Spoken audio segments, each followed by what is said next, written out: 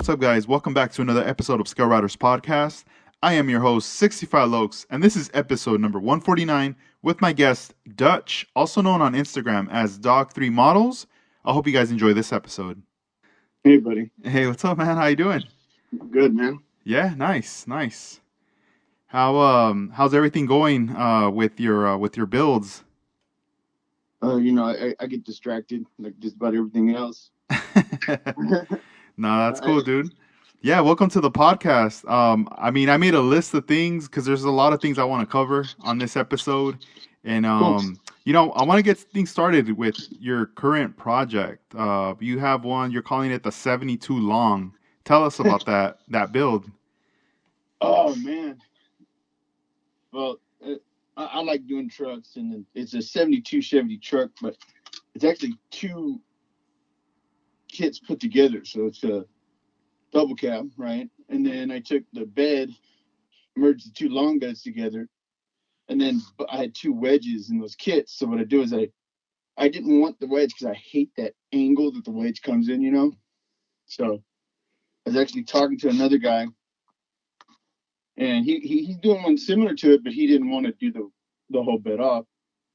When I was laying the piece on there, I was like, man, that'd be really nice to make the whole bed come off and then dump like that. So I just decided to kind of look at like a way to make the hydraulics come out of that bed and have it lay on flat and stuff like that. So it worked out pretty good, but then I needed interior, so I decided to design the interior for it, and that came out pretty good. I did like Chevy emblems on the door panels, seats, stuff like that. And then the whole chassis, the chassis is like 11 inches long. So it's huge. It is just a huge undertaking. And every time I turn around, I'm making something new for it, like the fuel cells that I put in the back with the transfer pump. I got a whole air management system now coming with dual batteries. It's just more like an addiction. It gets kind of like you just won't stop adding to it. Yeah, I was tripping out on it. Like even that back part, or you were talking about the hydraulic part, how it Mhm. lifts up and everything. I was like, dude, like you're adding so much to it, but it's coming together. It's looking really good. Yeah, I just wish I could like slow down a little bit with it. It's just every time I turn around, like the motor went from an LS. Now I'm debating on using was it the 572 that's out, and then next thing you know, the next file comes out is the 632 file. So, and the 632 is a huge motor. It's huge, but I haven't gotten to there yet, so I'm still working on that part of it. Yeah. How do you decide as far as like the motors, like when you like which one you want to go with? Well, luckily I can print my. I have a file for pretty much from Coyote Motors all the way to like the 632s. And what's nice about when you have your own file and you can print it, you don't have to, like when you order a file, you have to just kind of or print. That's the only one you get. I can print one and put it together. And now I have mock-ups. So like my little stash, my hidey hole over here. I have them all kind of assembled. So whenever I'm sitting there figuring out if I'm going to do turbos, whatever, I just sit the different blocks in that chassis, and whichever one fits the best, that's the one that goes into that build. Yeah, no, that's pretty dope. Yeah, it's a trip because I mean you do a lot of 3D printing. The last project you created, the 71 Ford Pro Tour. Yeah, yeah. That was the one you premiered at SoCal Open. That was pretty sick. And I mean, there was a lot of things going on with that truck right there.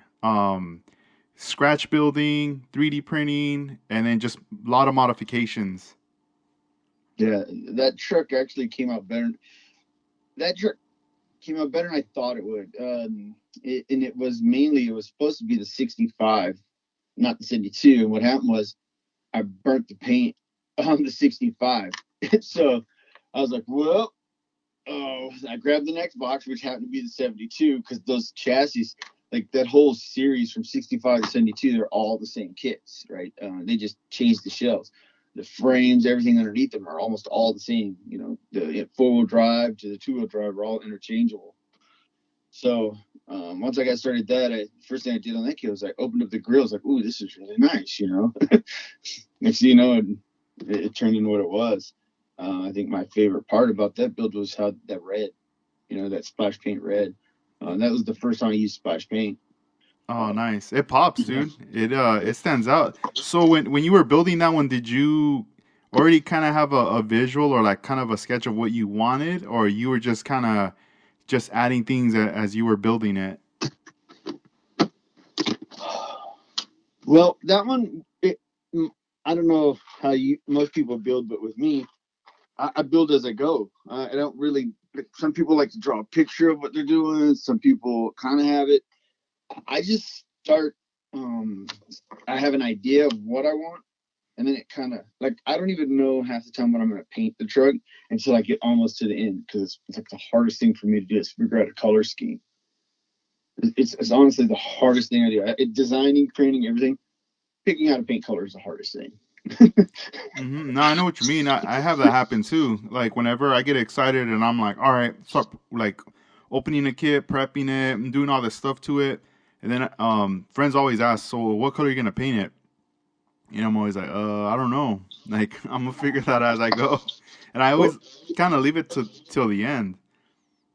man, you have to almost scour the internet for that kind of build and see what really goes off. And then I blame Splash because after I used Splash the first time, I literally came home and took all this weird paint that I had, right? Gone. And then I loaded up on Splash because it sprays so great. Um, but yeah, and then Splash has like I don't even know how many colors they have. Do they have a lot? I'm trying to. I'm always trying to get a lot to not to complete the catalog, but trying to, and I can't even catch up. It's just too much that's in there. All right, so like what I don't know if you've tried their 2K primer yet, right? That stuff is amazing. It's like liquid gold on your body. Your body doesn't even have to be that perfect when you spray that stuff out. Hmm. It goes on there and it's like self leveling, micro filler and everything. You wet sand that stuff, and it's really durable. Their 2K primer is super durable. Yeah, it's good, and I like that a lot of the. What sells me a lot of times is the artwork that they put on the color on what they're advertising, and it helps a lot because you get a visual of the pic of the color on a car, and then later I'm like, all right, that's the one I want. Once I start spraying it, I'm like, man, this stuff. It's almost like you can't go wrong with it. Like it's very forgiving. All the layers of paint that you spray on it. Oh, what I found out with it, shooting red, like red, any solid kind of bright colors like orange, red, yellow, stuff like that, you run into the risk of highs and lows. Your paint bleeds through. You tiger striping, stuff like that, or that one little hair lays on it and stuff like that. Um, there was a bunch of blemishes in that paint that I was able to go back and actually wet sand touch up and not even tape the thing off and re-hit it with that red. And you can't even tell. And once I hit it with that clear, it just fused everything together. I was just like, man, I'm sold. I'm That's cool. sold. So you're able to like pretty much go back and blend it in. On a blemish repair. Yeah, the red. Damn. That's It just as long as that's why I don't shoot a lot of metallics. You know what I mean? Because mm. I can't. I'm not perfect at painting. I will get the finger touch something. Yeah, I love their the 2K gloss. They're clear. Oh, Dude, that right. stuff is dope. Here's why I like that 2K gloss. It's so easy to mix. You don't have to like use a mixing ratio cup. It's just drip for drip, pretty much. And if you just need just a little bit, you only mix up just a little bit. You're not wasting materials. Yeah, I remember back then I was very hesitant for a time to paint and just to do anything because I was gonna have a baby, then I was moving around, but then again I was worried about having like a quart of like House of Color clear just chilling in the garage or like in a closet, and like in a big bottle of reducer, I was Yeah. like, dude, like I don't want to have toxic materials in the pad or in the garage and watch it's all hot over there or something happen, You you hear know. the The paint start like expanding, the cans thumping in your back room. Yeah, dude, I would be like paranoid about that stuff. And I'm just like, I know back then I would buy it, but it would go a long way because I was constantly using it. But all that like kind of slowed down. Now with the splash paint, it's different. It's small little bottles, store them away. I don't have to really worry about it. And then, when it's time to like clear a car, it's like there's enough in there to use for a car or for just for parts. Well, what is it? It runs like $14, right? What's Hmm. good about it? I don't know if it's a polyurethane clear, but it's not a hot clear, meaning when you shoot that clear, it's not like a Tamiya clear. Tamiya clear only likes Tamiya paint sometimes. Heck, it doesn't even like its own paint sometimes. Um, it, when I spray it on stuff, it doesn't. I don't run the risk of the egg shelling underneath, the instant chemical reaction where because a lot of what I'm finding out is a lot of companies make their product where you don't really mix them because they don't want you to mix them, so it's like a proprietary blend. Yeah, they But throw a there's wrench in there. yeah, like testers, they were notorious for doing stuff like that. And Tamiya, I'm sure they do the same thing. And I haven't used a lot of Mister Color clears, but yeah, with splash paint, shoot, you can't go wrong for me. It's the one to go to. Yeah, a long time ago there was this. I had a Mustang model that I had painted with House of Color, it was like an orange metallic. And around that time was like when I was barely being introduced to House of Color paint. So I had just sprayed the base with that orange metallic, and I was just happy the way it looked. But I didn't have any House of Color clear, so I was like, man, I really want to see this shine. So I had a bottle of Tamiya clear, gloss clear, just like. So I was like, oh, I'm gonna use this. So I sprayed that over the House of Color urethane, and then I did like 3 coats. I let it dry for like a couple of days for it to cure, and then finally when I looked at it, I did like the way it looked. I mean, it was shining in the sun and everything. But once I put that car away, I want to say maybe like in another week, I busted it out again, and it just looked crazy. Like underneath, all that clear was like cracked. Mm-hmm.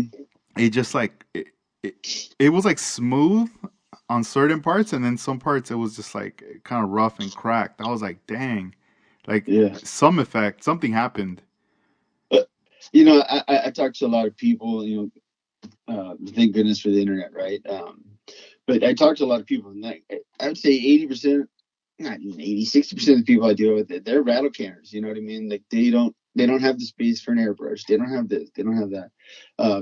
But these guys do amazing paint jobs with rattle cans. Me, I can't rattle can. Like they always they praise like that testers. What is it? The liquid liquid clear, whatever the wet where it looks wet to the touch and stuff like that. Yeah, you want to see me mess up a paint job? Give me a rattle Yeah, can.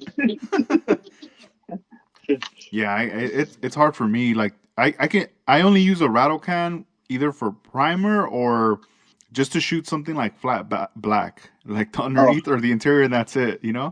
But I don't know. I just like the feeling of using an airbrush and just being all set up and because I'm always like, well, this is what it's about, right? You wanna like it's fun in the beginning rattle canning, but then after a while you see people bust out with some stuff and you're like, man, it looks very professional, it looks nice, and it's a task, but once you get it going and you learn, it becomes fun. well, like I don't know about yourself, but I have to basically not justify to my wifey, but I try to make common sense about it to her when I buy stuff. Right, an airbrush to me equate well, a small to me a rattle can's let's say $8 a can. You're not going to use all of that color for that build, so now you're going to wind up with a jug full of these $8 cans. You might as well just buy $150 airbrush. Yeah, My math to her sounds good. You know what I mean? yeah. Nah, Okay, and Brett, it sounds and it great. just it looks dope. Like having the airbrush, like it's all, especially in the beginning, it's all chrome and everything, and I mean, you just gotta take care of your tools for sure. But um, it works out, you know. And once you start getting your paints and everything, and you start using it, you start to notice, like, man, these the bottles are small, but they do go a long way. Right, and I think that's one of the things, that people don't really understand is they look at the small bottle and then they compare that to the size of a can. Well, you got to remember this can, this little bottle isn't pressurized, nor is it cut down for an airbrush. It's like a 3-to-1. Like you can literally turn. Like I like to mix the regular Tamiya acrylic paints with their acrylic or their lacquer thinner. The X, what is that lacquer thinner? Yeah, just their, the yellow topped lacquer thinner. Mm-hmm. If you mix their acrylics with that lacquer thinner, that paint shoots like glass. I've never sprayed a better paint than mixing the small Tamiya bottles with their lacquer thinner. So, That green semi truck I did, mhm. that's Tamiya light green cut with their lacquer thinner and sprayed out. Man, that's crazy. I wouldn't even have thought of that. I would think that, I would have thought maybe something would happen, but because they have the acrylic thinner as well. Right, but the next time you get a chance to mess around with it, like Hmm. whenever how you ever use some Tamiya's to like brush paint and stuff like that, when you use the acrylic stuff, it just goes like garbage. And then when you use it, when you cut it, Yeah. you cut it with a lacquer thinner, and it dries quick. Don't get me wrong, but when you airbrush that stuff, it takes that acrylic and changes its whole makeup. Like it actually makes it stronger, more durable finish. Man, I'm gonna have to try that. It sounds like a hack right there that you Hey, came it, across. when you mess with it and then it goes through your airbrush, you're gonna be like, you know what, Dutch, that this is all right, man. I think I'm gonna call him. This is it. This is it. That's cool. Hey, dude. So like, looking back, I remember like the first time I met you in person was at the Dedicated Magazine show. Yeah, I yeah. was thinking about I was like, dang. And then, when I was checking out your work, I was like blown away by a lot of the stuff on your Instagram. And it's one of those things that's always on my mind. Like, like anybody like me, I'm like, dude, like, when did you get started? Like, when did this happen? Or have you been doing this like since you were young? What's your history with model building? Shoot, I don't even know it myself. you know, I I know that my dad, right? 2 tours of Vietnam, uh, half crazy, dude, but he's the one that actually got me into models when I was probably shoot. I can remember being like 6, 7 years old with like an old like a P-40 airplane, right? Now I don't know if it was a great build or not, but I know I had a lot of fun flying that thing around because I took it everywhere with me. That's how I remember this. Um, and then it just stuck with me. I guess most model builders they're just, in my opinion, they like to work with their hands. They might not be able to hack, the Russian satellites to get codes out of it, but they can dang sure work with their hands. Yeah. That's Half the funny. guys that do, you know, don't ask them to turn on a computer, but boy, they can build amazing things with their hands because they can see it in their heads. Um, I don't know. And then I think I can't remember. You were talking to somebody on another podcast you had, and you're kind of giving your history, like as a kid, going around. Well, I grew up in Texas and Louisiana, more in the let's call it the lower income sections. We didn't have a lot of stuff out there. I remember going. I think probably 8 or 9. I had a Huey helicopter, and that was the first time I put an electric motor in something.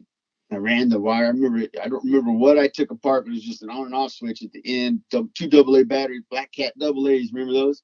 And I stuck the motor in there. And thank goodness for super glue back then, because I think it held everything I built together was with super glue. I didn't know. Yeah. And then I almost lost a finger in my like probably around 12 because you'd build a kit, you'd put a little bit of glue on it, and then you take your knife up, try to take it back apart so you can rebuild it over and over. And yeah, taking the engine block one time apart and the knife slipped and like almost cut my finger off. It wasn't until I got like maybe what 97 I think is when I really got introduced back into it because you know I'd done models, didn't really paint. I painted because what was it like maybe 90 90 ish. you'd go to the store and it was all about like rails and Top Fuel and funny cars. And I think geographically wherever you lived is kind of the models they brought in, because I just remember like trucks and Top Fuel. Maybe I only looked at those. I don't know. Uh, so I did a ton of those, but yeah, probably like '97. A buddy of mine took me to a hobby shop when I was in the Marines, and that's when I got my first Hoppin' Hydros kit. I don't even know what a hopper was. I just know it came with four motors, some fishing string, and four buttons. So, That's cool. yeah, and I put it together. I don't even remember what car I put it on, but I just remember how today's standard would be, right? This thing was just four motors you glued. It didn't even tell you how to do it. You just kind of had to glue them into the chassis, and then there was fishing string that actually ran to the different wheels, and you had to like spin it up because fishing string is that misery. I remember like spinning up and snapping stuff off. It was, yeah, it became just more of a, yeah, it has motors in it kind of kid. Man, what a Uh, trip. That's pretty cool. Like that you came across that right there. I always wonder like how much money they must have made back in the day when they had produced those. like I said, I didn't even know what it was. A buddy of mine showed it to me, and it was a little hobby shop, which they're all dying out nowadays, right? The go to the shops and put your hands on things. Those are a thing of the past. But moving forward from then, once I got out of the Marines, my family starts building. It wasn't until like I didn't really get back into it again until like what was it? Maybe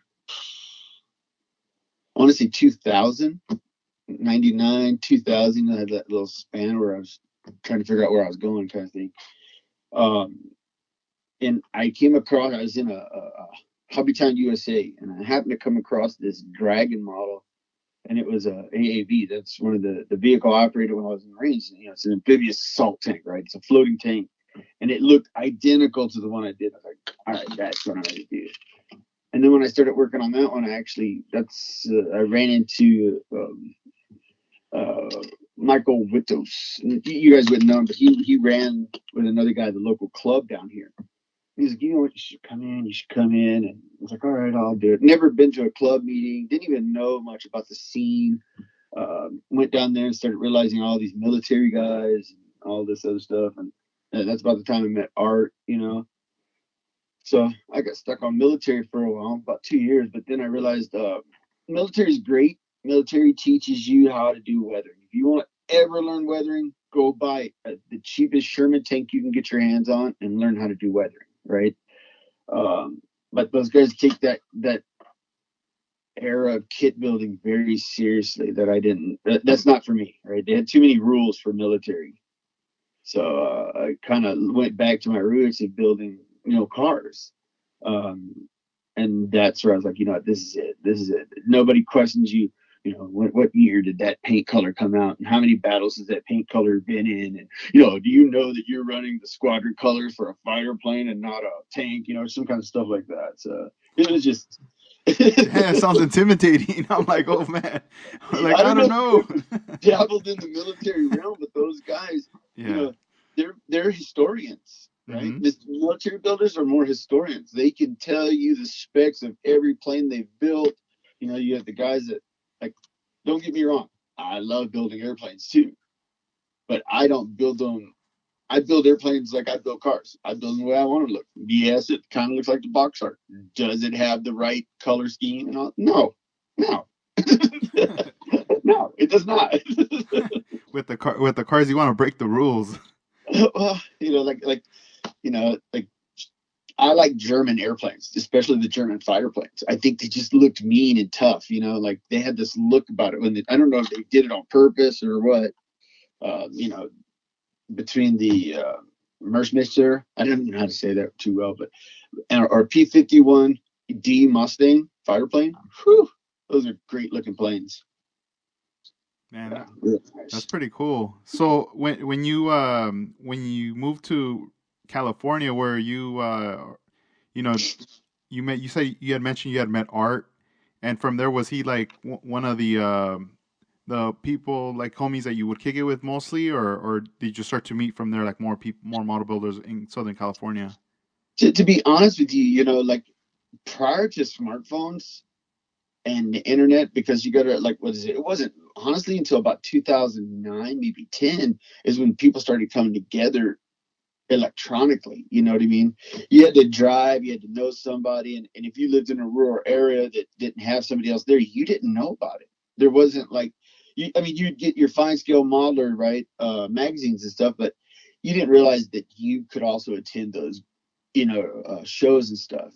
Because if you don't come from that an area where people are into that, most model builders that I deal with, some of them, if it wasn't for the internet, nobody would know about them. Yeah. But when I met Art, I don't know, that guy stayed the same ever since I met him. Uh, Hmm. he he It was before he had started his shop. I don't even think he actually, when I met Art, he borrowed an airbrush from me. He didn't even have one back then. You're talking about almost 15 years ago. Um, then he sprayed with it, and I think that's when he got like his brush and stuff like that. So like I said, or he broke his. That's what it was. So yeah, I didn't know it was out there when I started. I had no clue. And then when I started going to the club meets, Art would always tell me, "Yeah, I'm going to go to this show and that show," and I was intimidated. You know how whenever you start building, I think a lot of builders go through this. They don't think their stuff's ready to show. Yeah. They're like, no, no, no. It's almost like you don't want to show it off because you're not used to showing it off, kind of thing.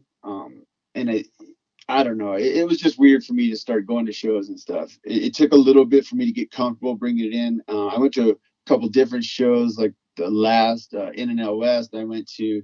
I only brought one blazer with me, and the guys we went with had all I just like boxes and boxes of built kits they were bringing in. And I was like, man, maybe I should go back to the house and get some more.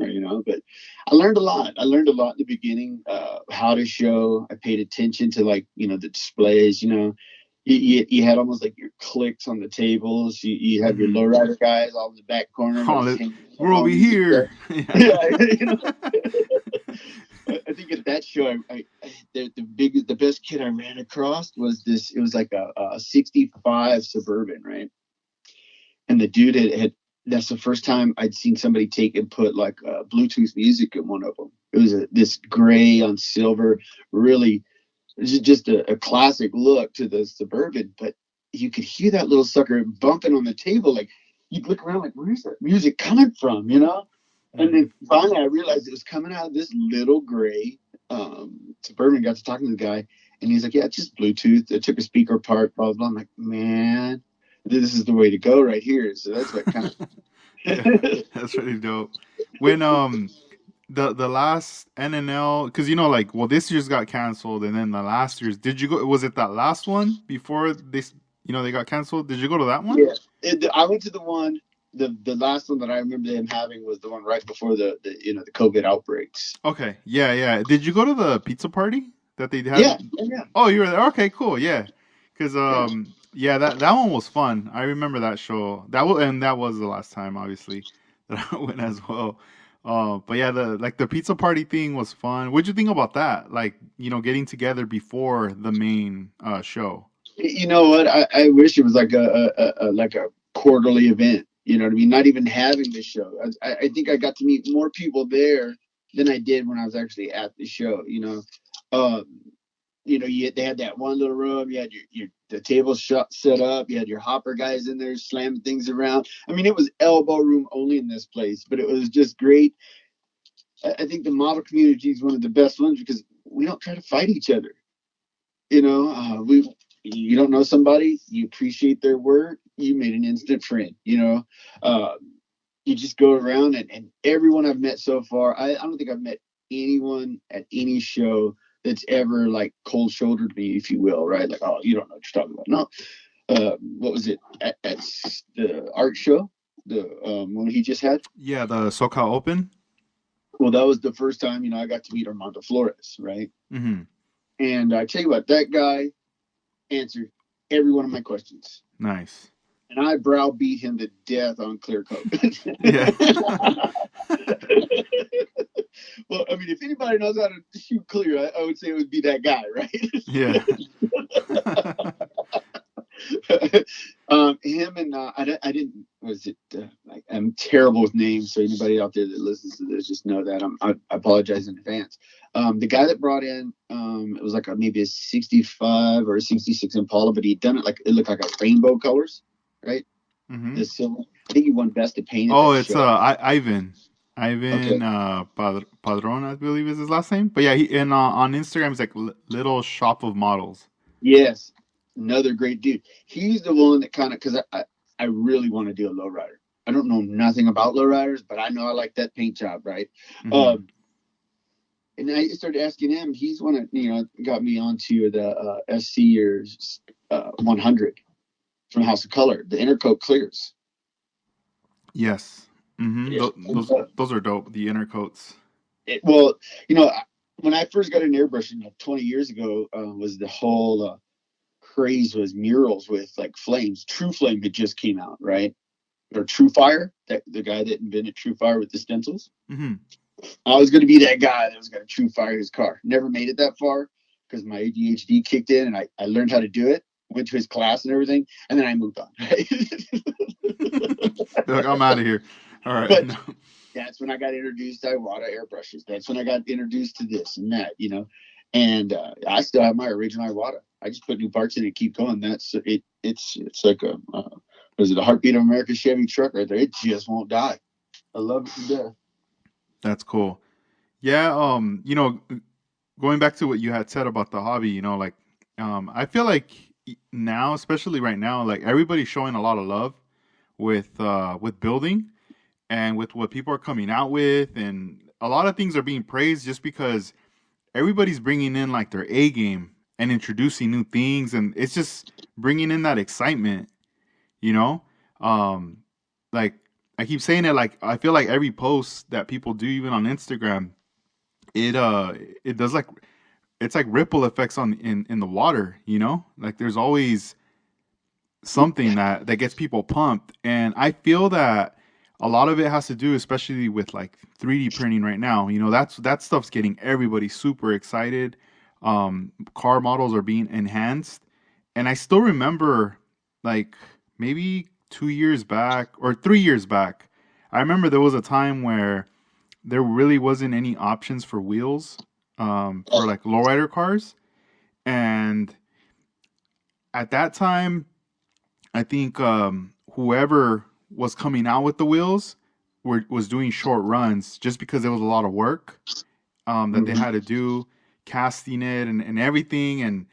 And I mean, 3D printing, it wasn't as crazy as how it is now, but I still remember back then, even people beefing about wheels. Like let's say you printed some and you were selling them, and then I printed the same wheel and I'm selling it, and then another person, and then all of a sudden it's just like this big old beef. Like it's almost like, hey, why you selling my wheels? Like entitlement, you know? Yeah, And I yeah. was like, dang, what the hell? I was never collecting any of the wheels or anything like that. Like as far as, because I noticed, like, man, there's like some negativity right there or whatever. I didn't want to get involved in that, but I like how that kind of just washed away. It's just everybody, either prints for themselves or people make a business out of it, but everybody just kind of respects each other and does their own thing.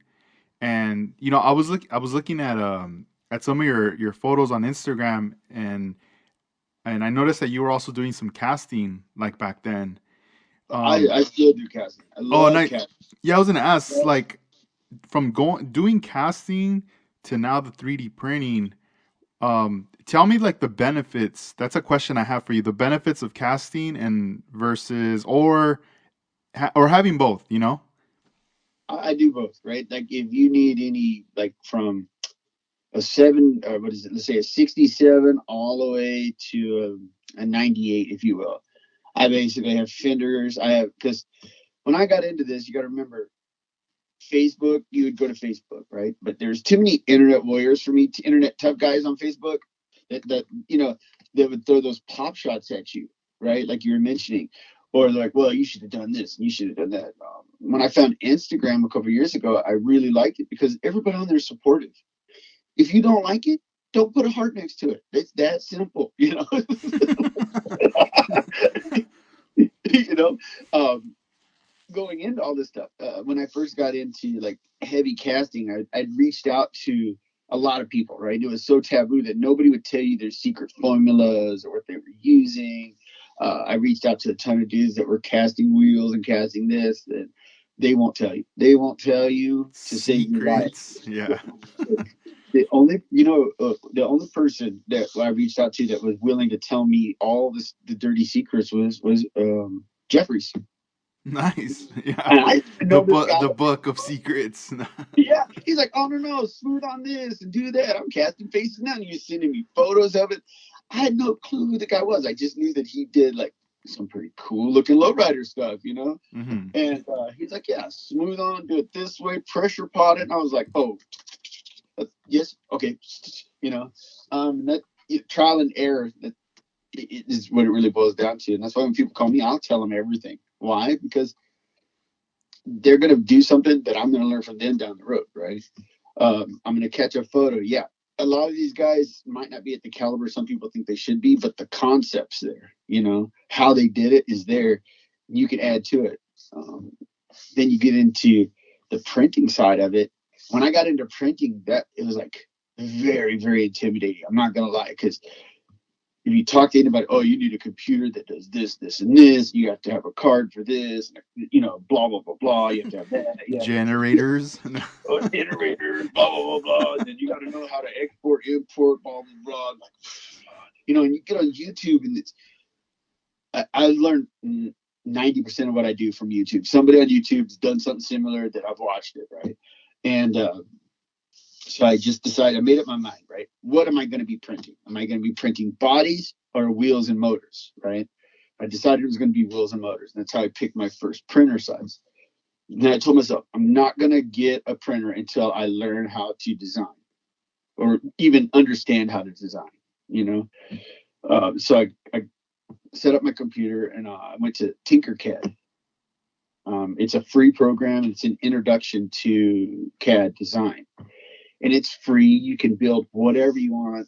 There's still guys out there. I think there's a dude in Canada. He does all of his designs, full blown semi truck stuff out of Tinkercad. Damn. It's the greatest thing, right? Yeah. So once I kind of got Tinkercad down, because Tinkercad walks you through that little glue holder I sent you. Oh yeah. Thank you for That that. that Tinkercad. That Tinkercad. Just so you know, you got one of my first pieces. That's authenticated right Oh, there. Step one.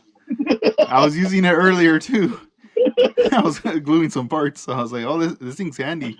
I'm not worried about the bottle falling over." Yeah, one of one. The only thing, if I ever make another one, I'm gonna put the bottles at a 45 though. You know what I Hmm. mean? Like a little bit of an angle, you know, A but little that's tilt. Yeah, fine. that's So, cool. but yeah, you get into the design part of it, and mainly I had to get into design because I was calling the people that were selling prints, and I'm like, hey, I need you know, when you bag a truck or car, the upper A arm's got to be shorter than the lower A arm, just because the way they tuck in, and if you don't, the wheels stay way out here, and then you fight the chest. It just becomes this huge nightmare. I'm doing suspension work, and half the guys wouldn't change it. Nope, I don't change it. It is what it is. Figure it out, kind of people. And then the other people you call, they're like, well, I could do it, but it'd be $100, you know, to change the design for you. But you, and I'm like, well, would I own that design? You know, they're like, no, no, no. Or people would come straight out and just say, hey, look, I don't see the profit in it, so I really can't help you. And I took mental note of all, not those, that certain person, but of how they treated me, and Hmm. decided I wasn't going to be like that. You know, Yeah, you call me up. it's like getting a bunch of doors just shut on you. Yeah. Damn. But thank all of you people that didn't want to help me, because you made me the man I am today, right? Thank you. Well, because they made me learn it on my own. They made me pick my style of design, my style of building, the programs that I use, right? Um, and they made me, because you have to like teach yourself. There is no videos out there that are specific to designing models, you know. Like most people don't realize this, but when you get a printer, now that Colts is so popular, you, I don't know if the last time you've been on Colts to look at files, just files. Like you can pretty much get a file for anything now. But what's nice about it is you get your slicing software, right? That's how you take your file and you get it ready for your printer. Well, they have this thing in there, and it's a scaling ratio. You ever build a kit and you're like, man, I really like that LS engine in it, but if it was just a little bit smaller, it'd fit in there so much better, right? You can literally scale that thing down 10% and print it, and nobody knows it, and it fits right in. So I don't have to fight my builds anymore. It saves me so much time. You don't even know. You don't fight your builds anymore when you start printing for yourself. That's pretty cool. So yeah, because or else, like you said, you'd be fighting the build, modifying the engine bay or everything else inside just to make it fit. Yeah. A good example is like, when I got heavy into using like resin parts, JPS wheels. The guy has his system down. I'm not gonna lie. He makes the best wheels out there, in my opinion. Especially when it comes to like the rubber that's on it, right? I don't know if he injection molded or what, but dang, he does a great job because all of his wheels come with rubber tires. Um, but they were too wide for me. So I'd have to tub out the whole rear chassis. The whole front end might not fit because, like a stock car wasn't meant for a 12-inch wide or a 10-inch wide front tire, especially when you bag these things out. And I just hated cutting up so many cars just to get the wheels in. Then when I got into printing, you can literally, if you have the file, you can literally take that really nice rim package that you have and shrink its width up to like an 8-inch width to where it will fit now. You can tuck more tires. You can do a lot of things with this stuff. Yeah, it's a trip, man. It's really a trip. I just wish more people like today I was talking to somebody and he had a few like he wanted to design this and make that. And I try to sell Tinkercad to everyone that talks to me, right? I try to tell them buy a printer now. Just get into it now. You won't regret it. Um, and I explained to him, if you design it in Tinkercad, I'll print it for you for free and send it back to you just to show you, like, getting people's feet wet in this industry because that's where it's going. Like, Yeah. it's headed that way. It is headed that way really fast. Pretty soon, you're gonna have people that just that's all they sell, like Iceman. That guy. I don't know. I know of Joel, but I don't know him personally. But I'm pretty sure watching him progress, he's got a new shop now. He's moving on, bigger and better things. Yeah. Uh, Now I wouldn't. It wouldn't surprise me if like this year, maybe let's just say summer or the fall. I wouldn't be right. surprised if he makes this announcement like, "Yo, guys, I just quit my day job. This is it right here." And it's there. What Yeah. is it? Right. Joe's Willing Tires, right? That's what he does. There's a lot of guys out there that can make a living off of this, but Mm-hmm. it's just this hobby. I mean, people like yourself, like me. You don't ever tell my wife how many tools I bought from you, but um, your 45-degree nippers. I think I'm on my second set. Love those. They're the sharpest little nippers I own. Thank Dang, goodness nobody else has they found look out about crazy, them. right? Like the way it's just like straight and then it shoots up that 45-degree angle. Hey, if you ever use a set of them, I don't know if you use them too much. Yeah, I have a set of them that I've used. I use them. I use them. My Tamiya ones. Sorry guys, I don't use you anymore. These things are so sharp, and that angle is perfect. Now I don't have to try to like hold the screw a different angle, get up in there. No, no. Yeah, Yeah, you just get in there. yeah. It's a great little thing. But back to the design stuff. I kind of figured out how to draw. I was like, all right, yes. And then I got my printer, right? That's honestly the next biggest hurdle. Which one to go with when it comes to printers? Um, and I think buying a printer and talking to somebody is like talking to a Chevy guy and asking him why you should buy a Ford, right? Hmm. It just doesn't happen. Yeah. Dang. And as far as also like when you buy the printer, like let's say you finally decide I'm gonna buy this one, and you start working it, do you ever think, should I buy like five more of these just so I could work them like a workhorse like crazy, like assembly line, or no? Well, it just like I said, like in the beginning, once you decide the type of printing you're going to be doing, right? A lot of people are just doing it for their pieces, right? They don't want to print for the masses. They don't want to sell to the masses. They might want to, like a lot of people. clubs will buy a printer together, and then it's like the club printer, and then their Mm, club that they that's they pretty have cool. one. Yeah, their club kind of puts into it, and then they will use one guy that they're most computer savvy guy that's willing to take it on, probably put the largest investment into it.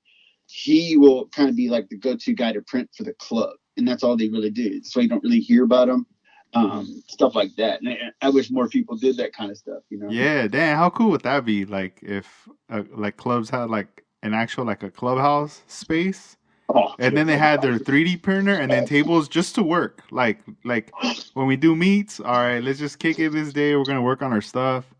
Or later, oh, there's a show coming up 6 months from now. We gotta. What do we need for the? What is everyone working on first? Or what's everybody need? All right, cool. And then just printing stuff out.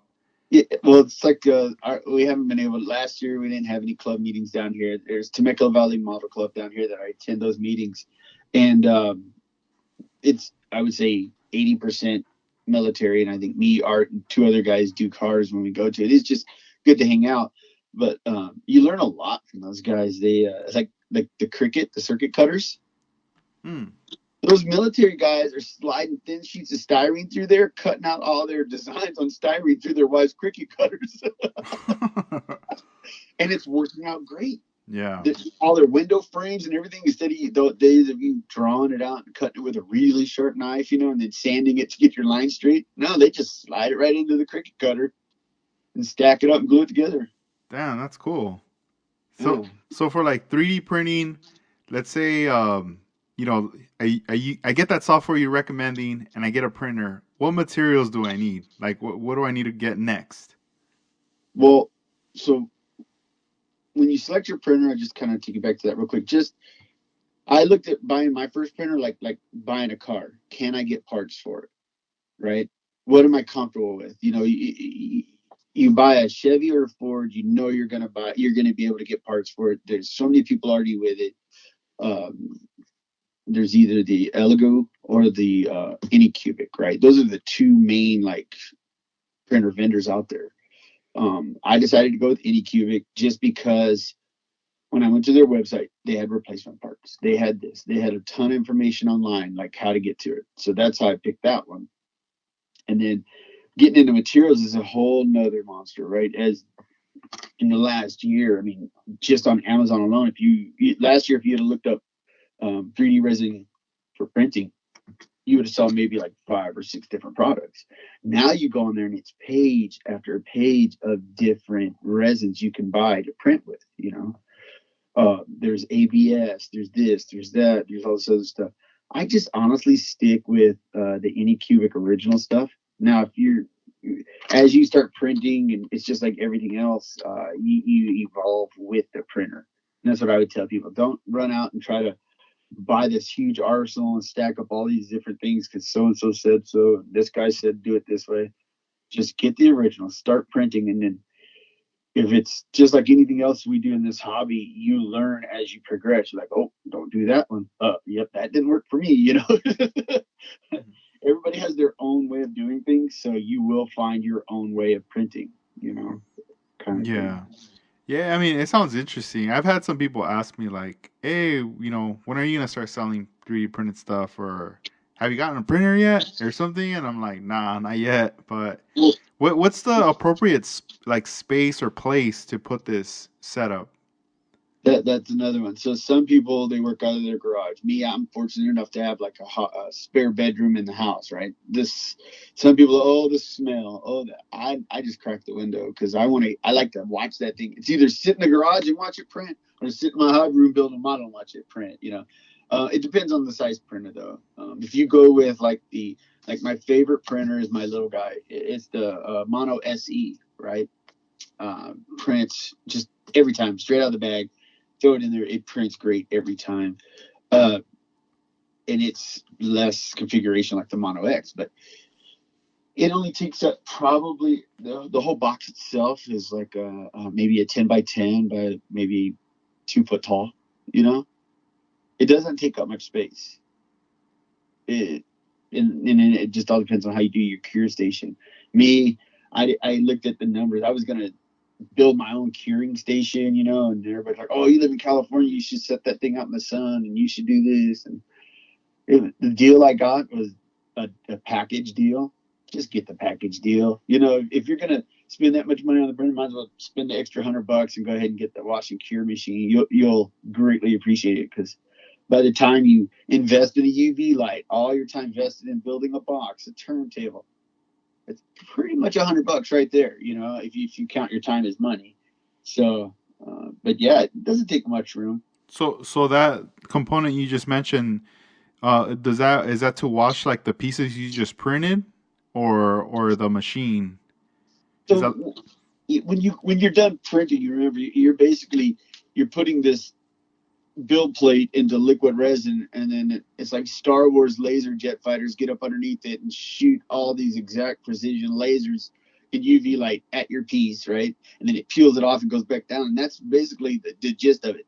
It just shoots each one of those layer lines. It shoots a pattern in that uh, into the resin and burns it onto the build plate real quick. And then when you're done, it's still like dripping wet, like with all the resin because it's in and out of it. And you have to rinse off the excess resin mm, before you can cure it. You have to get that resin off because if you don't get it off and you expose it to UV, then it'll just cure into this blob, regardless of how great your print came out, right? yeah. So the wash and cure station, like I have two of them actually. The first one I bought, I tried it and I was like, this load this thing up. I think washing the wash station part of it is more for those people that do like huge pieces and figures. Like if I did car bodies, I could see the benefit of the wash station, right? Because it's so big and you stick them down in there, and it's kind of a trip to watch it because it turns the alcohol into like a cyclone down there, and it spins it like a wash machine for you, right? Mm, Uh, but when you're doing engine parts and all that, you really don't need to use the wash station because you basically pick them off your build plates like a handful of stuff. I used in the beginning just Tupperware, washed it out, and then I had a clean one and wash it again, and then go from there into the cure station.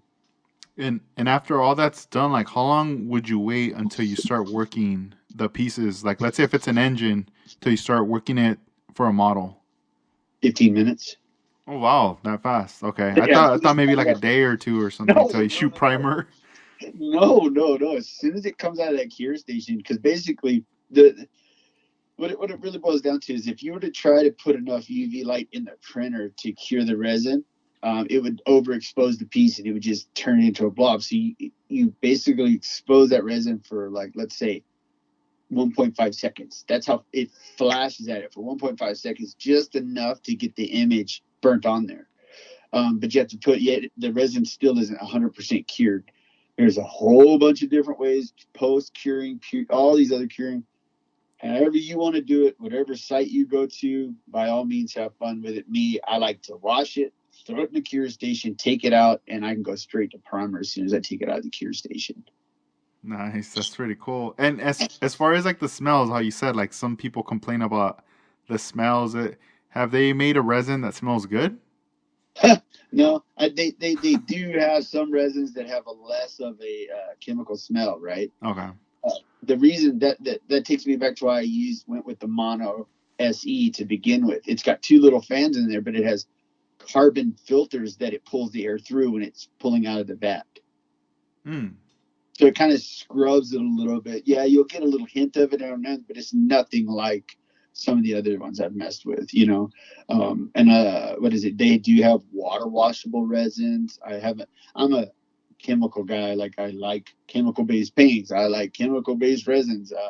I just think they just turn out better in my opinion. There's a lot of guys out there doing a lot of amazing things, and hey, hats off, right? But this is how I do Yeah, it. this is my way. Do you Yeah, yeah. do you look at like let's say the future of like 3D printing? Obviously, it's going in the direction full model builds. I'm sure more and more people are going to be doing that. But do you see it being a threat to like the manufacturers of model cars or no? If anything, I see it being a plus. Hmm. Kind of like what was my last order with you? I just picked up a Honda little Civic, right? Yeah.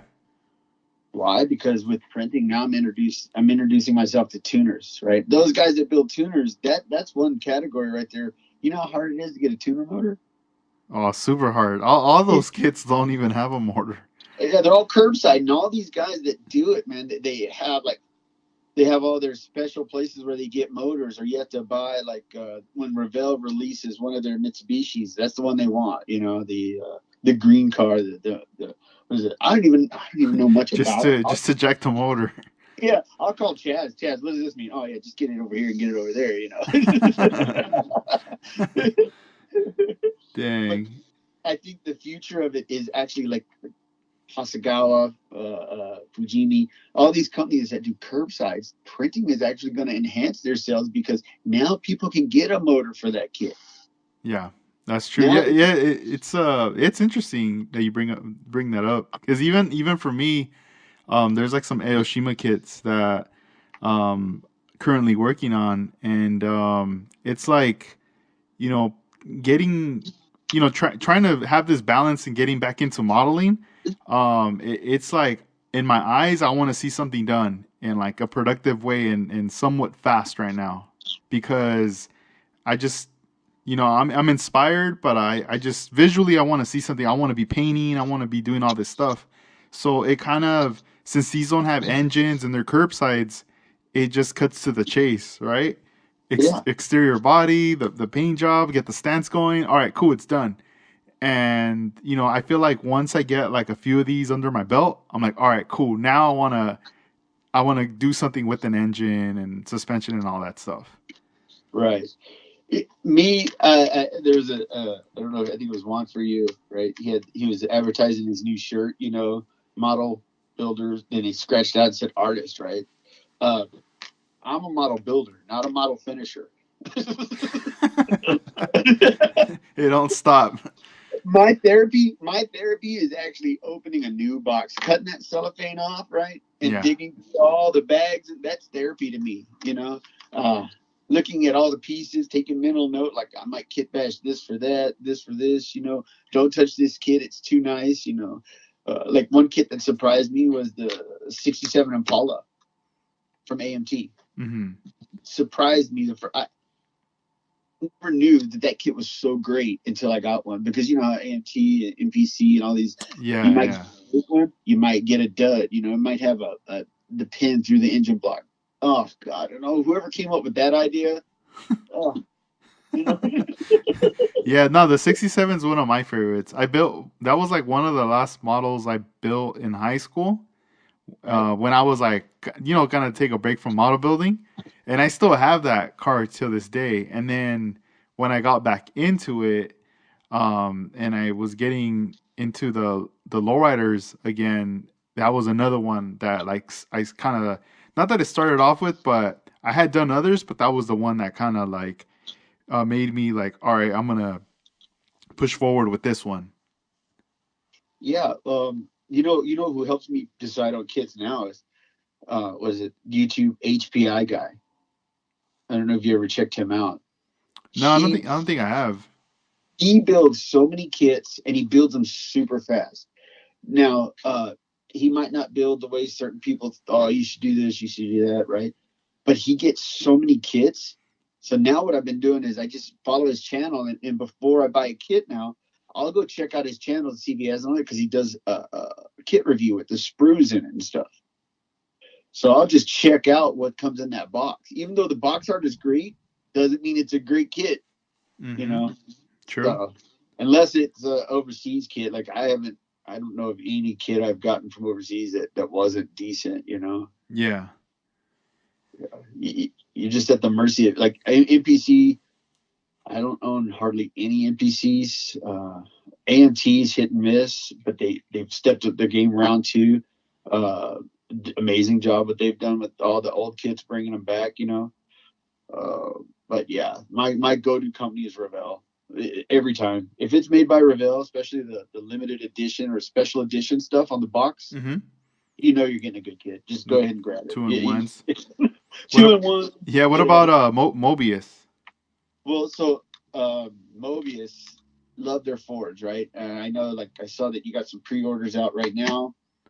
Um, if you've never built a Mobius kit, you need to get one. That's all I can tell people, right? Um, you basically take the cab and body out of the box, wash it, and you're ready to go to paint. That's how clean these kits are. Detail, amazing, right? Undercarriage, chassis, motors. I mean, if you're a guy that's used to a certain type of motor, yeah, their motors could use a little bit more detail, in my opinion. But for what you're getting in that box at that price, it's you would think it was designed and it's coming from Tamiya, right? Yeah. And that's how great, in my opinion, it's like the American version of Tamiya coming over here, you know. But yeah, they're great kits. I love them. I can't wait for the Novas to come out, the two Novas. Yeah, those are nice.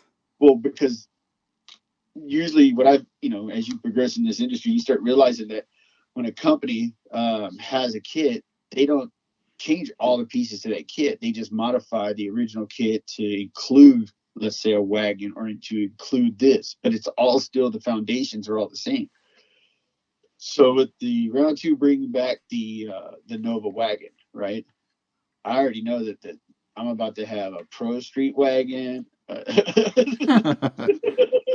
You know what I mean? Yeah, Because yeah. Mobius, they just do such great stuff, and then the wagons are out, so it's kind of like it's almost like these guys work together. Like, hey, if you bring out this, I'll bring out that kind of stuff. Yep. It's I a I really like those because from my first Mobius kit was one of the Hudson Hornets, and oh yeah, it was one of like the race car versions. And when I got that one and I opened it, I was blown away by the detail. And then after that, that's like when the Fords were like starting to come out, and I was like just collecting those left and right. I was like, I gotta get these. the Mobius Catalinas. Oh yeah, those are dope. They're Hudsons, they're Catalinas, all of their cars. I own the kits, but I'm not really a big car builder. I'd rather build a truck. Than that 72. I mean, that 72, when that one came out, that was it. I probably got like 6 or 7 of them, right? Hmm. Just because it's a short bed and the box art, black and white, and it's just done up. It just draws your eye to it. But now that they're going to come out with I think it's a 67 and a 68, right? Now all those grills are interchangeable. Wow, Yeah, that's those gonna are be interesting. well, because what is his name? His name is Gerald. He's dent side model cars. He does a lot of basically only Ford trucks. Very great builder. He just did a blue Ford, uh, open doors, exposed everything. Uh, I didn't know what a dent side was until I met Gerald. And basically, the body line that pops out on them, Hmm. that's called a dent to them. Like, I guess that's what I mean, dent side, right? And then you have a bump side, which is like your the later models where they took out the bump and brought it in and recessed the Broncos and stuff. Mm. Yeah, Yeah, yeah, that's pretty cool. yeah, You got to send me some photos. I want to see. yeah. But yeah, it's just crazy. It's just crazy, and that's why I think I can't finish anything because about the time I finish something, you'll send out a blast of new arrivals, right? Or get close. Tomorrow. Yeah, new stuff. It's here. Right, right. Like, Yeah. okay. Yeah, I was telling my friend like, I'm trying to like trying to get something in like almost every week now because I don't know, I follow other stores, like I get inspired by other stores too on that are online. And I say they do like Gundam drops and all these other drops like every week and I'm like, dang, that like it gets me excited seeing that, you know? Yeah, yeah. And I'm like, you know what? I know I can't just be ordering like crazy, like doing these huge fat orders every week. I can't. I could only get what I can each week. So I'm like, you know what? I'm gonna just have fun with it and do it this way for now. See, I remember one time where I didn't purchase anything for like a couple weeks, Oh and I man. was kind of bored. I was like, man, like there's no excitement, you know? It's Hey, I don't know. I, I just kind of like it. It's exciting, like knowing like new products coming in. it was like when you first started. I remember like I think you had started off with a little bit of yeah, like you had 2 pages, right? Yeah. Uh, but dude, the stuff you brought in to like kickstart it was like just amazing stuff. The chopper, that aluminum chopper. What I don't even know what the company brand is. RP Tools. Yeah, Yeah, yeah, the RP tools. Uh-huh. that thing has saved Dang. my life more times. But that blade is so sharp. Don't accidentally bump it trying to rake your piece out. You will cut your finger on it. Yeah. Uh, but no, I don't have a store, and I couldn't speak to owning one, or because I think too many people are so biased and not have the vision of making sure they meet the needs of everyone, right? You can't have everything, or it's all or nothing. Mm-hmm. Some people are going to want this, some people are going to want that. You know, earlier when you were talking about like maybe selling resin, you have your niche, right? You've got your direct connect to overseas. You're bringing in the tools that right, I'm guilty of it. You bring in the tools I want, not what everybody else wants, maybe not. I've just learned that those are great tools. As far as selling resin goes, you'd have to find a trusted printer, like somebody that's going to put out the quality you expect every single time, right? Yeah. Uh, and then by the time you stock it in your store, right, somebody's already got the file. Somebody else is printing it, or you're going to be like, well, why would I buy it from you and I can get it from him for cheaper? Well, because of the quality. Well, how do you know your quality? Stuff like that. It's just, yeah, yeah. I'm just letting you know. No, These yeah, I lasers, mean I'm telling yeah, you. because it's like another world, you know. I know some people have asked me for like 3D printing stuff, and I'm like, man, I don't know. Like, I feel like like I don't know if I'm doing it and everything, and I feel comfortable, maybe. But for right now, like, nah, I'm enjoying everybody doing their thing, you know, and Yeah. checking that out. For me, I'm just, I'm enjoying getting in, the tools and the kits. But right now that I've been building, I've been like the tools that I'm selling, like I'm using them too, you know, Yep. and I'm Yep. starting to see more and more like as I go, like all right, like this is like for sure to go to right here, like even more now, Oh. because let's just say for example, like I would bring in a scriber, right? And then I got a little out of hand. I started bringing in too many different brands of scribers that it got confusing, Yep. Yep. and it got to the point where like let's say I had like three different ones and all three are good, but then you know two would sell out and then I'm left with one like brand. The odd size one chisel. Yeah, it's Yeah. like different size or it's like more expensive compared to the others, Yeah. and it would be kind of hard like to like I'm not gonna pressure someone, oh, get the odd size one, just because it's the last one left in the store. So So I'm I don't know. narrowing it down pretty much. Like I'm going like, all right, like these are cool and I see the benefits of each, Right. but I'm noticing now this one right here. I like this one a lot. Like I've been using the panel scriber from Tamiya. Right. That's And a hook scrubber. and it's Yeah. a hook scriber and I'm using the 0.1 millimeter and Yep. also the zero point 0.2 millimeter. Yeah. But more the one. And I'm like, dang, like this is cool. Like I used it like yesterday. I just like yeah, I needed like a therapy session, so I opened up another kit and Yeah. I busted out one of the Aoshima GTRs. I've never built the GTR. I have the little die cast and all that stuff, but I never ever built a model car GTR. So I was pumped. I was like, you know what, I'm gonna do it. So I just the basics, sanding it down. All right, I'm gonna panel scrub it. And as soon as I started using that one, I was like, dude, this hands down, I love it. I love the hook, and I'm not all worried that I'm gonna go off the line and like scratch the body. It can happen, but I just like You going want it to be slow. pressure. The Just drag. Yeah, Just. Uh, and there was other scribers that I was using that don't have the hook. It's just like a well, those are chisels. Those are. flat chisel, yeah. And I mean those did the job too, but I felt like it started to feel a little more risky as I was going. And once I started using this hook one, I was like, all right, This one's like super dope. I'm gonna keep restocking this one like crazy. So there's the Tamiya. I don't know if you've got it yet. Tamiya makes a 2 millimeter wide chisel. Is it the flat Yeah. wide? Yeah. Yes, I have that one. Okay.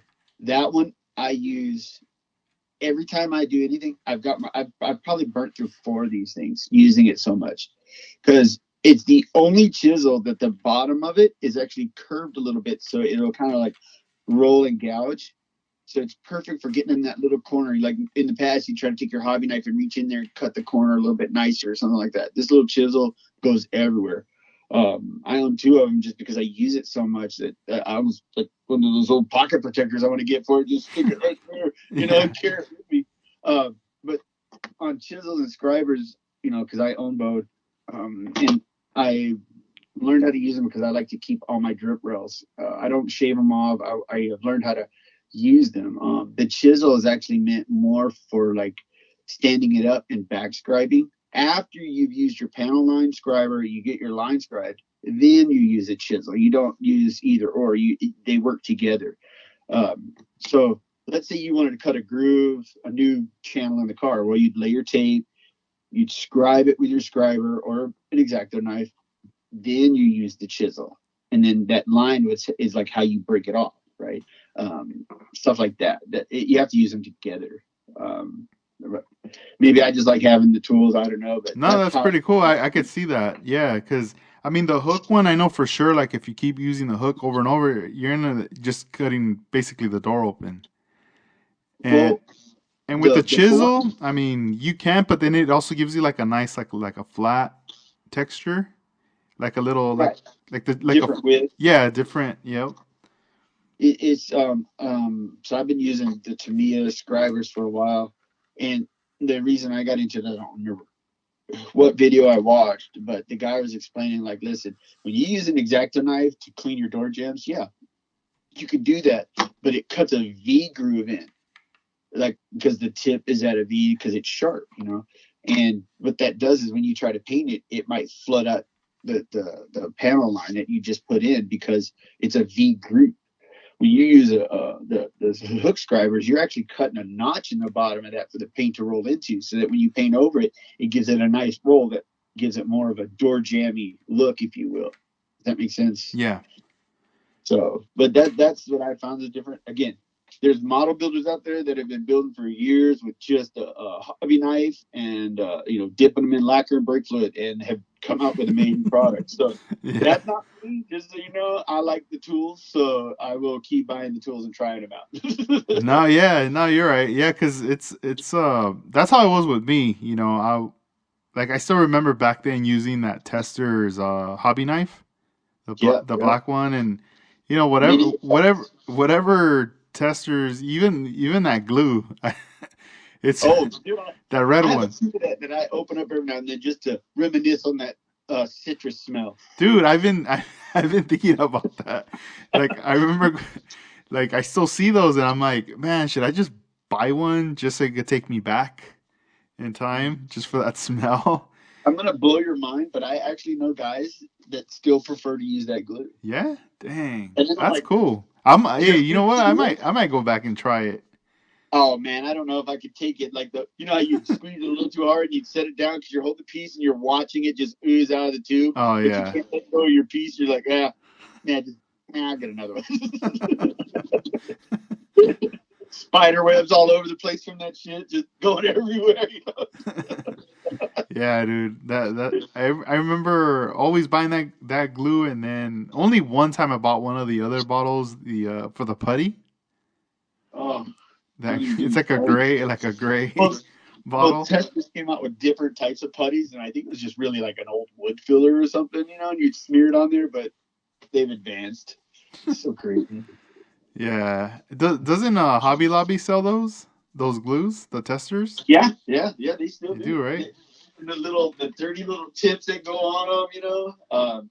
But ever since I got introduced to Tamiya glue, most people don't even realize how great that stuff is. Hmm. Yeah, I won't even go back to it. Yeah. The right now I'm using the Tamiya glue, especially well the thin one. Bright green or dark green lid? The dark green bottle. Okay. So, but I do have the other one, the light green, which is like, Yep. yeah. So I have both, but I'm using the one with the dark green, and then I also use the Bob Smith Industries CA glue. So it kind of depends what's going on. So for example, like the GTR, I needed to glue on the fenders onto Right. the body to make it a white body, and I mean I layered tape to position the fenders, but I noticed like this plastic from Aoshima, um, it's somewhat not too thin, but it's easy to work with, especially when you're sanding. Your sanding sticks will like if there's any flash, whether there's very minimal or anything, like your sanding sticks will run through it, Yeah. Yeah. so putting in the fenders, I didn't want to put so much glue. I didn't want to put like a thick chunk of glue, like CA glue, on there. Yep. So then I just taped it up, holding it with with my hand, and then with the other one I just started to just with a thin just brush it in the edges, and then it dried, and then when you squeeze it a little, Oh, it like just it's like it like welds it pretty much together. Took off the tape, and I'm like, cool, it's set. so uh, I use. I'm again. I love buying new products. I mean, a new product's only going to cost you, let's say, $5 to $7, right? It doesn't. I like experimenting, mixing things up. Like I learned from the military guys to take Tamiya green, right, and cut up a bunch of the not styrene, but let's say you're working on a Yoshima kit. You take the flashing or the sprue from it, you cut it up and let it molt in there, and that's where you get your paste from, like your body filler paste, because plastic to plastic, the Tamiya will melt it down and make like this putty if you leave it long enough in a sealed jar. Mm-hmm. And that's what they'll use. They'll take that putty out of there, dip it in, and that's how they fix their pieces without having to do Bondo and everything else. Mm. Uh, or they'll take the Tamiya thin and then the Tamiya really, the orange top really thick, and they'll mix those two 50-50, and it gives you this medium viscosity style like glue that you can work with, and it's not really thick. It just mix all kinds of things together. But the thing that's really been helping me lately is that stuff you can get at any store, and it's like this bubblegum sticky stuff made for like putting posters and stuff up on the wall. Um, I, I, It's kind I, of like a tacky yeah, I glue. think I've seen something like that by Mr. Hobby, and I've seen like it almost looks like a like taffy or something, like in the Yeah, wrapper, and it shows like the pictures, like yeah, like people rip little pieces, they put it like on a stick, and then they put their piece on there when they're gonna like airbrush it or something, just to hold yeah. parts or whatever. I use it to like you were saying, where you tape the fender on this stuff. I get the brand. It's made by Loctite. It's probably my favorite one. It stays super sticky. It's blue. So if you ever see a photo of mine, you see some blue stuff smeared out the side of it. That's that Loctite holding my pieces together.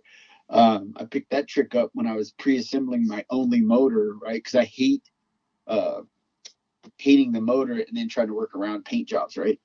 So I would take that blue tack stuff, stick the motor together with blue tack, and then I could not have to take apart the glue. But fenders, lineups, anything I'm doing, I'll blue tack it on there real quick and look at it. Yeah, that looks good.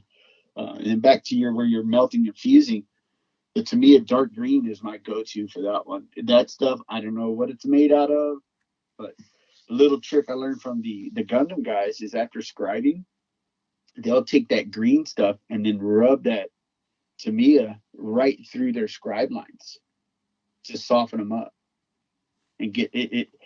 The next time you're scribing, just take your Tamiya dark green lid and just trace the lines with it, and it softens all the edges. You don't have to sand them or nothing because it gives it a little bit of a melt and washes it all out for you.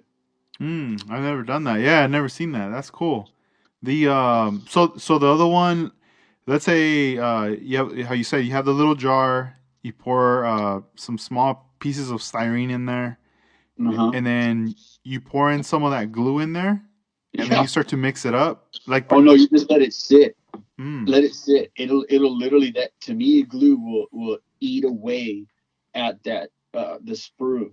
I'll make up a new batch every time because I found that, like you were mentioning earlier, the difference in a Revell kit to an Hiroshima kit, right? They are different plastics. It's different polymers that they use in that injection mold company versus this one over here. And I like to try to keep consistency, just like with paint. That brand with this brand with that brand, just because you run the risk. It's just easier to work. You don't have to worry about it like rejecting each other. And plus, I like to go and buy stuff. So, like what's it, $4 for a thing of Tamiya glue? Yep, I mixed up another batch today. That kind of stuff. Hmm. But yeah, you just take the sprues and you just cut them into like little like 1/8 inch pieces and just fill up the bottom of, let's say, an old Tamiya paint jar, and then you put about 50. You fill it up halfway with Tamiya glue and let it sit. By the next day, it'll literally have just made this like liquid paste. And then you take that and you can, if you want it thicker, you add more styrene to it. If you want it thinner, you add more glue to it. And then you just stick that and stack it up in the lines, let it sit and cure. And you've literally, because once that stuff gases back out, it'll dry back into plastic. Yeah, that's dope. When you once it's ready to go, do you use like a toothpick, or do you use a hobby knife or a brush to brush it on?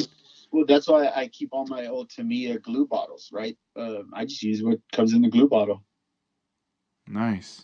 Yeah, because like Tamiya, like they make some of my favorite reusable paint jars. There's a ton of brand out there, but I just happen to have more Tamiya jars than I have of anything else.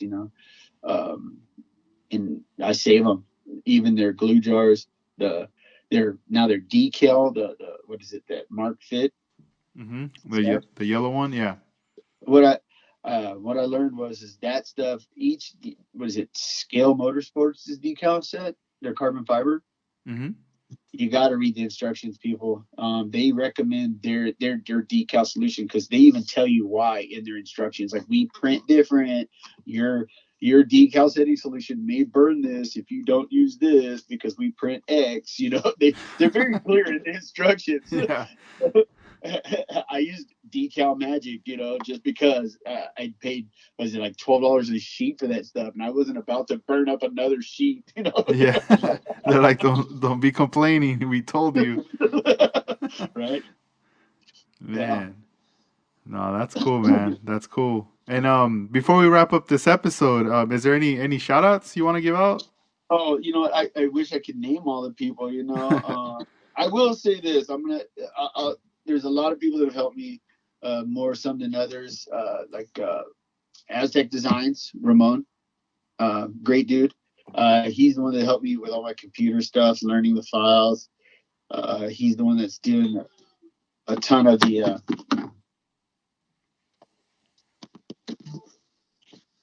You still there? Yeah, I'm ready. Uh, my phone made a weird noise. So he's the one that's doing all of the like the scanning and stuff, working on the Gypsy Rose with Armando Flores. You've got was it JD, Big Guy's Garage, super great dude over there. Gives all his files up for free. And then the guys I normally hang out with, Street Mafia guys, those great dudes. That's all I can really say. Get in a chat. If you don't know the guys, jump in a chat, learn something, talk to people. There's a ton of information out there. Just jump in. That's how I met all of them, and they were introducing me to big wheels and donks. I had no clue like how the East Coast builds that stuff. It's a whole nother world, man. Whole nother world with these guys. Yeah, that's cool. Yeah, there's just like so much out there. Yeah, yeah. The big wheels scene, donks, all that stuff. They're more into interiors, speakers, and big motors. These guys love big motors and big wheels. So I was like, we can meet halfway. I think. Yeah. No, that's cool. Hey, well, it was awesome talking to Yeah. you, having you on the episode. This is episode number 149. If you guys want to check out Dutch's work, he's on Instagram. Make sure you check him out. Do a search. It's Dog3Models. Yeah. Make sure you check him up on there as well. And when we do our post, we will tag him as well, and it will also be on the show notes, so you guys can check that out. And I hope I get to see you at a future event out What is here. it? The Grand National Road shows this weekend, I think. Yeah, that's this weekend, and then next month, there's going to be a Model Fest in Ventura at the Ventura Fairgrounds, There's also. that one. I'll make that one, and then art shows And then down. Art, yeah, Art Lasky has already done the announcement for the SoCal Open. That'll be in May. So we'll as we get closer to that day, we'll be doing more promoting on that as well. But we have posted the flyers, so that's out there. Yeah. It's floating Eh, around, so be- just be aware of that. Before we go though, the only thing I'd Yep. ask of you, you've done so much this community. Thank you so much, by the way. Uh, there's not really a centralized place for people to go anymore. Like once Fine Scale Modeler fell off the face, or not really fell off, but they kind of sold out, or I know how the industry goes. Now it's more military, and every now and then you get a car in there and stuff. I think, model car magazines picked up their game. But there's really not a place for reviews. Like your site has so much on it, but I would leave a review if you put a space on there. You know what I mean? Like a how to, or a little, like what this part did for me or something, a picture of it, if it's Yeah. ever possible. No, yeah, I think it will be. There's a lot of I've been looking into some add-on stuff that I want to do for the website. Um Right. to switch it up and enhance it as I go. But there is. I just have to. It's like so. There's just so many companies that do it, and you just have to pick. The one I guess that works well with the site. That's a whole nother episode we could do on Yeah. picking a website. No, yeah, definitely. Awesome. Thanks, dude. Well, it was a pleasure talking to you, and I You hope to too. see Thanks you in for the having me. future and continue Yeah. building and have fun with it. All right, man. Appreciate it. Yeah. All right, man. Have a good night. You too. Thank Bye. you. Bye.